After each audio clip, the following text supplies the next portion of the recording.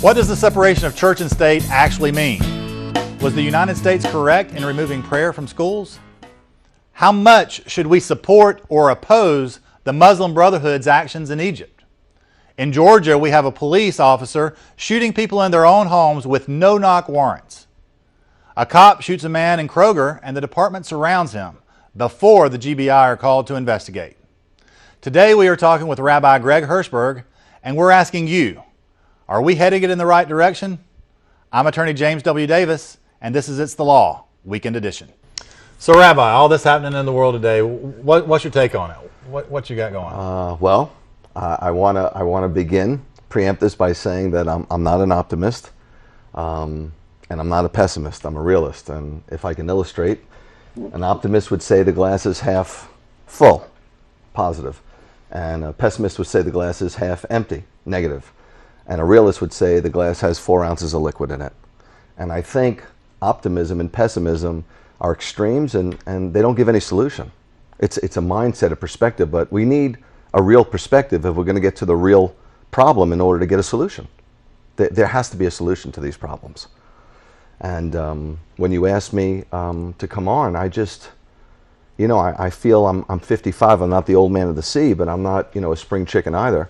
And I've been all over the world. You know that. We've done ministry all over the world, and we have ministry all over the world. And I've been to now over 35 countries and 6 continents and half the cities in the United States, and something's radically wrong. And that's with the world. You're seeing it in the world, not just with the United States.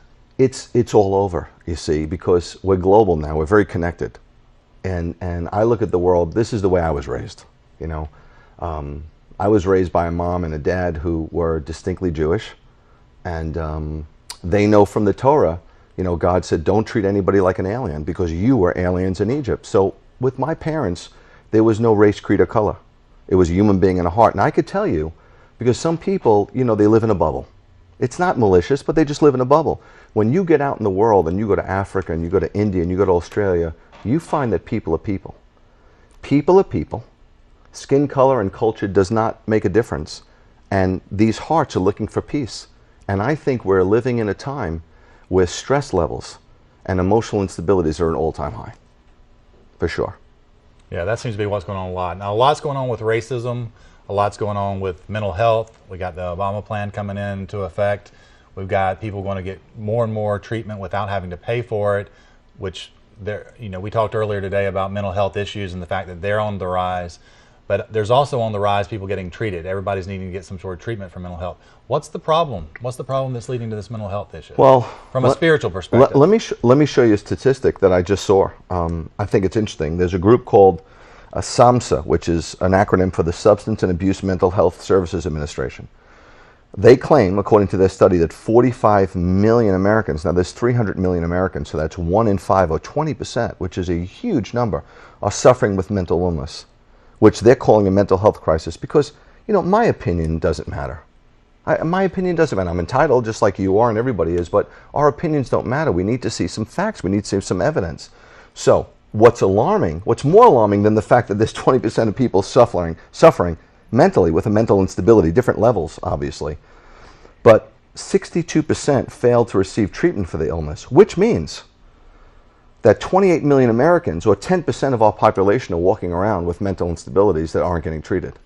And it wasn't that long ago. I don't think it was the 70s or even 80s where they were starting to release more and more people from mental institutions in order just to put them back on the street. They just decided not to care for them anymore. I grew up in New York. There was a mental hospital called Bellevue, very well known. They were releasing them on the street and they were living homeless, and some of these folks were incredibly unstable and it was dangerous. Right. Very dangerous. And that's going on. What amount of, in my opinion, there's a lot of problems with mental health issues because people don't have a moral compass. The United States, I believe, lost a moral compass when we started having Supreme Court decisions which overrode certain rights so that some other rights would get there, including abortion, prayer in schools. We started giving rights to small, relatively small groups and taking those in exchange from someone else. So what part of our moral compass that the United States seems to have lost is relevant to how people are treating mental health in their personal lives? Well, do you believe there's a connection to those? I mean, this is all I know. You know, this is all I know. I'm not an economist. I'm not a political activist. I mean, this is what I know. But it's interesting you say about school. I mean, we just celebrated last year the 50th anniversary of prayer being taken out of school. Now, I have to let you know that I'm, you know, you can call me narrow-minded, you can call me right-wing. I don't know what you want to call me, but I'm just a guy who's trying to help. That's how I see myself. I'm just a guy who's trying to help. And I've lived on both sides of the fence. I've lived without God for a very long time. And I've lived with God now for a fair amount of time, 24 years now. And I could just tell you, there's a vast difference in my life. There's a vast difference in my marriage. There's a vast difference with my children. Vastly different, because the proof is in the pudding. The National Assessment of Educational Progress says that only 31% of all fourth graders now are proficient in reading. A lot of Americans, I love America, okay? It's the greatest country to live in. It's extreme, but it is the most convenient country, bar none. My father was a World War II vet, so he was a missing in action, shot down, a ranger. You know, we're very nationalistic, and I'm very pro our military, incredibly pro our military, okay? By the same token, though, I think some people in America are living in a vacuum. They're living in an America that was from the 1950s. We're not number one in literacy. 31% of fourth graders are proficient in reading, not to mention all the behavioral issues that teachers have to deal with, as well as the administration. 6/25/1962, this was the final prayer that you were allowed to say in school. Some people think it's benign, but it says, Almighty God, we acknowledge our dependence upon thee. We beg your blessings upon us, our parents, our teachers, and our country. I think that's beautiful. Okay. I want you to read that. Read that one more time. Okay, this was the final prayer that was removed. This was the final prayer removed by the Supreme Court. It's overridden by the Supreme Court, sadly enough. Almighty God. Now, some have a problem with that because when I go to India, there's 1 million gods. So when you say God, which one are you speaking about? Okay, so they didn't even say the God of Abraham, Isaac, and Jacob, which is the God of the Christians and the God of the Jews. They even made it a little bit more general because it was already being watered down in school. We acknowledge, we come to the realization, we're admitting to you, we're confessing that we're dependent on you, you're not dependent on us. We need you. We're desperate. So we beg you, not it's coming to us, which is another issue in the United States of America, okay? We beg you, we implore you, we beseech you. Bless us. What does that mean? Today we think prosperity. Give us peace. Give us protection. Look at the shootings in the schools. It's unheard of. Give us protection. Bless us. Give us peace. Not only us as the students, our parents who are our teachers at home, our teachers who are sacrificing, you know, a great salaries and other, you know, modes of careers, and our country. I think that's beautiful, and yet it's kind of a little benign. Removed. Look at what happened in the 60s. That was too much. That was too much. That was too much for the Supreme Court back in the 60s. And look at what's happened since. You can look statistically, things changed. It's not that God says, okay, knock yourself out. But if I'm on the side of a road and I have a flat tire and you come and I'm struggling, you say, can I help you? I go, I got this thing. I'm just saying, look, I got this thing. And we'll be back in 30 seconds, and just remembering that the Constitution guarantees that Congress will make no law supporting the establishment of a religion. Not necessarily exclusion from religion. Nope. We'll be back in 30 seconds. I'm attorney James W. Davis, and this is It's the Law Weekend Edition, where we're talking to Rabbi Greg Hershberg. And at the beginning of doing It's the Law, we normally talk about the law of the United States, the law of the world in a secular way. But there is one law that stands above that, I believe, and the United States was founded on, and that's the law that was descended down from Jehovah, God of Abraham, Isaac, and Jacob. Rabbi, let's continue with what we were talking about prior to the break. Where are we? Where have we gotten to at this point? you know, I think we're in a rough place. I mean, I talk to people around the world and they're very frustrated, believers and non-believers. I mean, secular humanists are frustrated. They feel like things are going in a really bad direction and their hands are tied. There's unrest everywhere. There's political upheavals. Economies are falling apart. I mean, I was in Argentina years ago, and I got there when the 7th largest economy in the world fell apart. And you had millionaires living in the gutter. All right. Homeless. I observed this. It was incredible. And can it happen here? Of course it can happen here. You know, sadly enough, I love America, but sometimes we're under this mindset, not here. You know, just like people said, not in my house, but... People said that. I had people in my office with real estate closings, a real estate agent, actually months before, actually in 2008, before the crisis really hit, while I was trying to explain to a client that how their mortgage went, the real estate agent said land prices always go up, real estate always goes up. And I said, well, it doesn't always go up. It doesn't have to go up. That was the theory. Yes. And they said, well, historically. I said, that's true historically. But it has gone up. But there's problems with it. Things that we were doing as a nation, we were decreasing interest rates, which made the price of houses go up, but the actual cost of buying a house go down. So we were actually going down in house prices when you look at how much you had to pay to live in a house for years before the actual crash went down, where the actual price had to fall. Let's dovetail with that. Now, I'm not an economist, but I want to talk about responsibility. Because if you give somebody a mortgage with no money down, where is the risk? Do you know all the people out there that invest in mutual funds? The mutual fund managers, there's no risk. Not at all. There are fees and hidden fees whether you make money or not. You're giving them all your money and you're assuming all the risk. Think about that. And it's called fiduciary. It's where you put your money in somebody's and you trust. Trust them. You trust them to do it while they're sitting there. And it's the same thing. I got into air traffic control at 21, 22 years old, and I started investing in a 401k. That was a very new thing back in 1986, 1987. Everybody and his brother investing was a new thing. Stocks, there wasn't a lot more stocks to invest in, but the prices went up because so many people were putting money into it. So there was a lot of concern. The stock companies, the companies that had this stock, started not caring whether or not they made a profit. Nobody looked at that anymore. Paper profits, it looks good, just like our market is over 15,000. But you know what? When I bought my first mortgage, when I graduated college in 1980, I had to put 25% down. Do you think I'm going to run away from that house knowing that I put 25% of the value down and there's equity built up? You've got to have somebody, you've got to hold their feet to the fire a little bit. And you know what? I understand that we have rights. I love our Constitution. I love our Bill of Rights. We have more rights than any other country in the universe. But you know what the problem is? What about the responsibilities? We always talk about rights. We always, and you know, when my grandparents came through Ellis Island, they were going to add value to America. I know we've always received the poor, the tired, the weak, the immigrant. Of course, that's what we're about. We give people a shot. It's a wonderful country, but they came in and they couldn't wait to become a citizen. They couldn't wait to become a citizen. Give people opportunities that other people didn't have, that you couldn't get in any other country. Well, if and you work still hard, does that. It still does. If you work hard. And that's why we have the illegal immigration population, because they know we still give them the best thing. We still give them the best deal. And generally they take jobs that the people in the United States have become too lazy or disinterested in working. And that's, maybe so, but the point is that there's an avenue to succeed. I was raised in the projects. We were poor. We were subsidized. We were living in a low-income housing project that's government subsidized. I had public education, which we still had. So I went to school. And my father and mother explained to me, there's no way for you to do well unless you get a good education. This is the key, the door to open up the door of success for you. So, and then I got a Scholastic Scholarship to college. I'm not bragging, I'm just saying it was available to anyone. Right. And it still is. I love school teachers.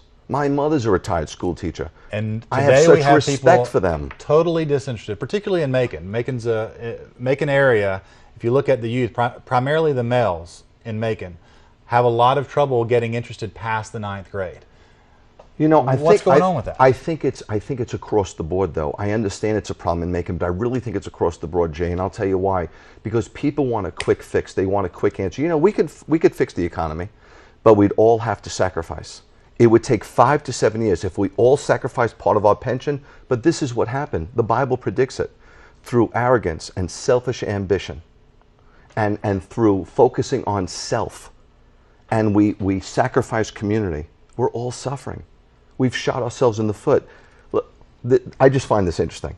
The National Sleep Foundation, highly regarded, 2012 study, the number of people in the United States who have a chronic sleep disorder are 40 million. The estimated cost in lost productivity for the United States is $18 billion.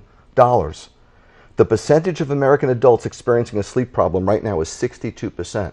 The Bible says that if you follow God's ways, he says, happy is the person who finds wisdom, God's laws, the person who acquires knowledge. He profits greater than silver or gaining gold. It's more precious than pearls. Nothing you want can compare with her. Long life is in her right hand. Her ways are pleasantness. Her paths are peace. She is a tree of life, and those who hold fast to her are made happy. Then you will walk securely. And when you lie down, you won't be afraid. And when you lie down, your sleep will be sweet. Well, obviously, it's not sweet. I don't go to convenience stores, but the couple of times I go, every week they seem to come out with a new energy drink. There's a message here. People are stressed out of their minds. They're living with a stress level that is hard to deal with, and it affects, if you're stressed your neck. I'm not a physician, but I have friends that are surgeons. They say the American Medical Association says 50% of all disease, cancers. We're all pre-cancerous are brought on. You want to know a study on cancer? The World Health Organization, 12.6 million people are diagnosed. And it's on the rise. 7.5 million die annually. And we're pouring in billions into research. Do I think we should? But if a kid gets an ear infection every week, you don't keep giving them antibiotics. There's a problem with the immune system. You attack it at its root. Mm-hmm. This is what I feel. And that's what this is another issue, but Western medicine has for a long time treated symptoms. And that's what we're doing, I believe, what the government's doing. Absolutely. It's across the board with the way we deal with something. We don't treat a problem. We treat a bunch of symptoms, and we mask the symptoms for a period of time, and ultimately it will catch up with it. If a person is in a bar and they're intoxicated, inebriated, and they get into a fight, they don't feel the punches, but the next day they do. We have had a party in this nation, and we're experiencing a financial hangover. We live in Macon, Georgia, one of the cities with the biggest per capita amount of churches. Somehow or another, we're still losing it spiritually. I'm going to ask the rabbi what he has to say about that when we come back. 30 seconds. I'm attorney James W. Davis, and this is It's the Law Weekend Edition, where we're talking about what's going on in Macon, particularly with all the churches, more per capita than most any place in the nation, actually. And Rabbi, it's a little bit unusual to be calling somebody a rabbi and talking about churches. Can you explain a little bit about what your position is? It's kind of complex, and yet it's very simple, which I think is a paradox. But I'll give you the simple because I'm a simple person. I'm a Jewish person by birth, and I still am Jewish by identity because I am. I'm just Jewish. I mean, that's who I am. But I absolutely believe that Yeshua, as I call him by his Hebrew name, but Jesus is the Messiah. And he's the King of Israel, the King of the Jews. That's what he's called in the New Testament. There's this big wall between the old and the new.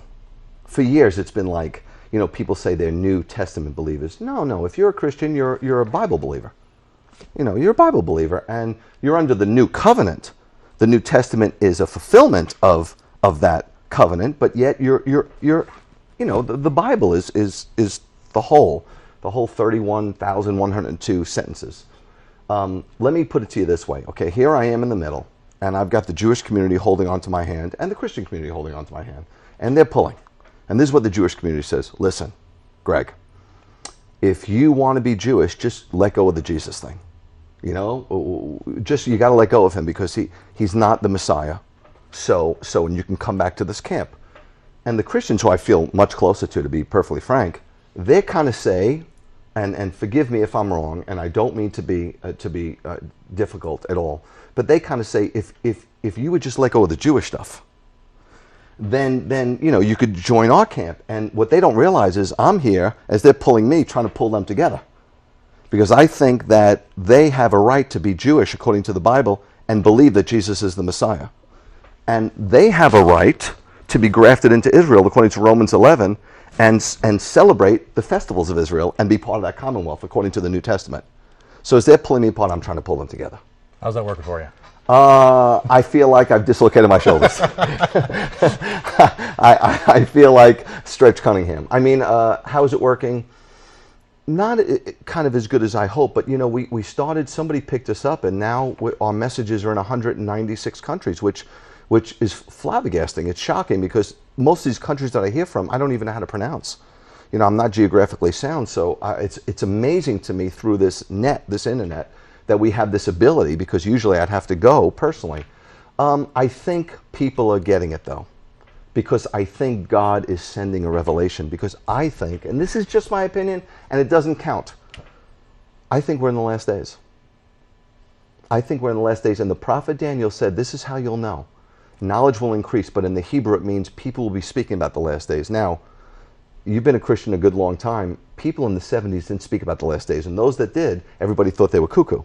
Now everybody's speaking about the Well, last days. there was this new world coming that it was rapture and it could happen any moment. In the 70s, I mean, there were people in the 70s they were hollering, I think it's going to happen before 1980 hit. So there were a few people going on there. But they were weird. Now everybody's talking about it. In fact, Hollywood's talking about it. Every other movie is apocalyptic. Right.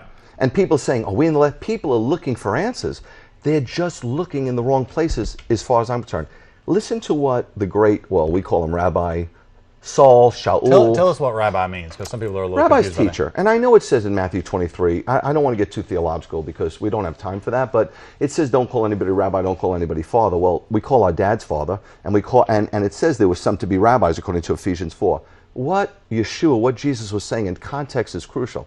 If you take text out of context, it's pretext, it's a lie. And we do this all the time. We take a verse and then we speak about it for 45 minutes.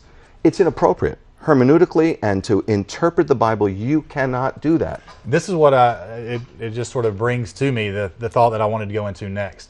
Don't call anybody rabbi, don't call anybody teacher. I'm not sure theologically what all that means, but it goes to my next question. That is a part of why I believe there's a lot of churches here and no spiritual growth, or no visible spiritual growth that you can see as a whole in this church being more, or in this city being more so than other cities with less churches, is that people look to people for answers. They look to other people for answers rather than to become spiritually aware and to address God and to search the scriptures themselves to find what God wants for their lives. Okay. We have this preconceived notion, in my opinion, I'll give you a minute to address it. I believe people go into a church prior to being Christian or anything else, and they have this preconceived idea of what that means. It means I'm not going to smoke when I get out. It means I'm not going to drink when I get out. It means I'm going to stop cussing and I'm going to stop doing all these other things. It means a lot of no's. It means a lot of don'ts. That's their preconceived notion. And when they get to the church, I don't see that they're taught anything different. They're just, a lot of churches say, come down here, let us get you marked so that you're covered for the rest, so you're covered after you die. Not even for the rest of your life.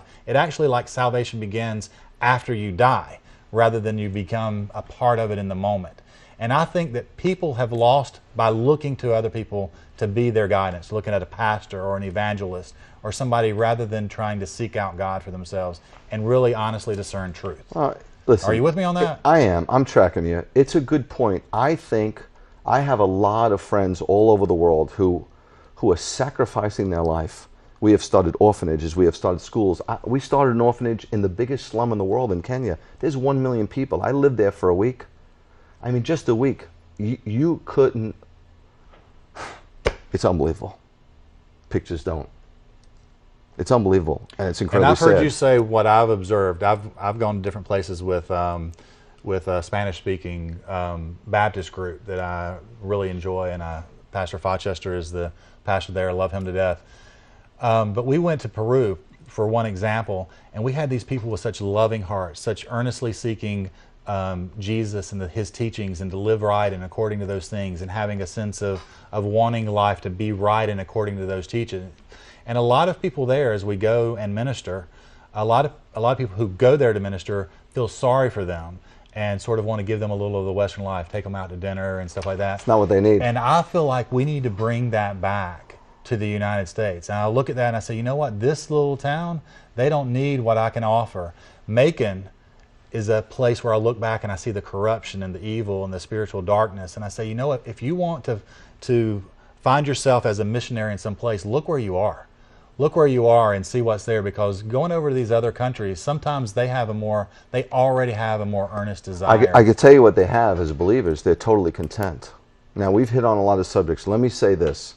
There are a lot of wonderful pastors in Macon. There are a lot of wonderful churches in Macon. There are a lot of people trying to do things. There's just not a cohesion. The Bible says, Hinei ma tov u'manayim shevet kachim gam yachad. Translation from Hebrew, how good and blessed it is when brethren dwell together in unity. It's like the dew on Mount Hermon. It's like the oil running down. It's life. It's rich. We know just in a marriage, if two parents are at odds, the kids are dysfunctional. We know that two are better than one, and a cord of three isn't easily broken. We know this. When special interest groups want to get a law passed, what do? They unify. It doesn't matter if they're black or white, rich or poor, educated, not so educated. It doesn't matter. They unify. This is the dysfunction I see in the believing community. I wish there was more unity. I wish we could put down our own agendas and pick up God's. That's Matthew 23. Jesus said to the disciples, hey, Peter, Don't let anybody call you rabbi. Not the name, because we know that Paul was a teacher. Rabbi means teacher. What he was saying is, don't you start your own academy, Andrew. Don't you start your own school, Peter. You teach them exactly what I taught them. And this is all we do. You know that bracelet? For years I saw this rubber bracelet that people were wearing, WWJD. What would Jesus do? I always question that, because I can't tell you what he'd do exactly in some situations. I always wanted the bracelet that would have said, what did Jesus do?